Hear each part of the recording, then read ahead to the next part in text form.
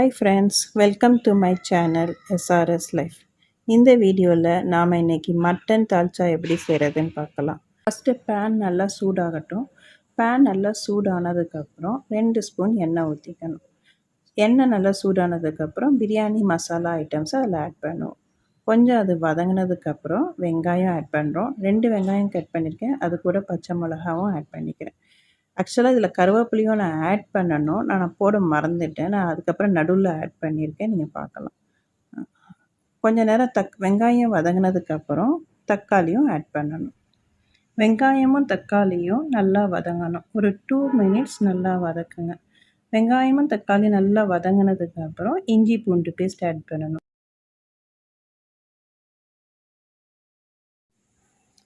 இந்த mutton dalcha rice சப்பாத்தியோடு சாப்பிட்றதுக்கு ரொம்ப நல்லாயிருக்கும்.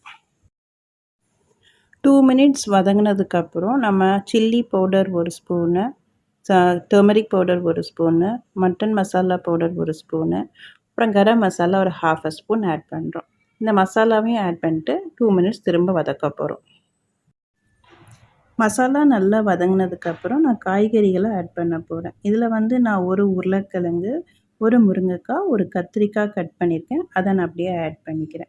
கத்திரிக்காய் கொஞ்சம் நேரம் வதக்கிட்டு அதுக்கப்புறம் நம்ம மட்டன் ஆட் பண்ண போகிறோம்.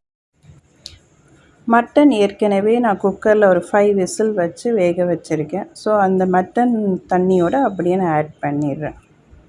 இதுக்கப்புறம் இதை நம்ம ஒரு 5 மினிட்ஸ் நல்லா கொதிக்க விட போகிறோம்.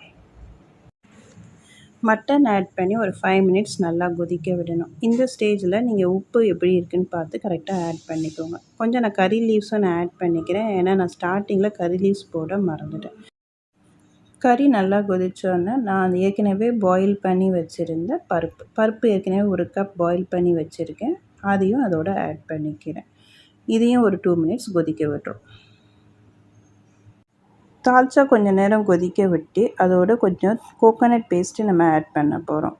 இதுக்கு நான் கொஞ்சம் கோகோனட்டு, கொஞ்சம் முந்திரி, கொஞ்சம் சோம்பு இதை மிக்சியில் போட்டு ஒரு ஃபைன் பேஸ்ட் அரைச்சிக்கிறேன். இதை நான் அந்த கறியோடு ஆட் பண்ணிக்கிறேன். இதுக்கப்புறம் நான் கொஞ்சம் புளி ஊற வச்சுருக்கேன். அந்த புளி தண்ணியும் அதில் நான் ஆட் பண்ணிக்கிறேன்.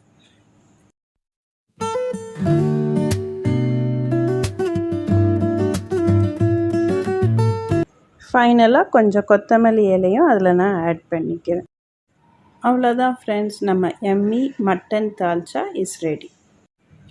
See you in next video. Bye-bye. Please support and subscribe SRS Life. Thank you.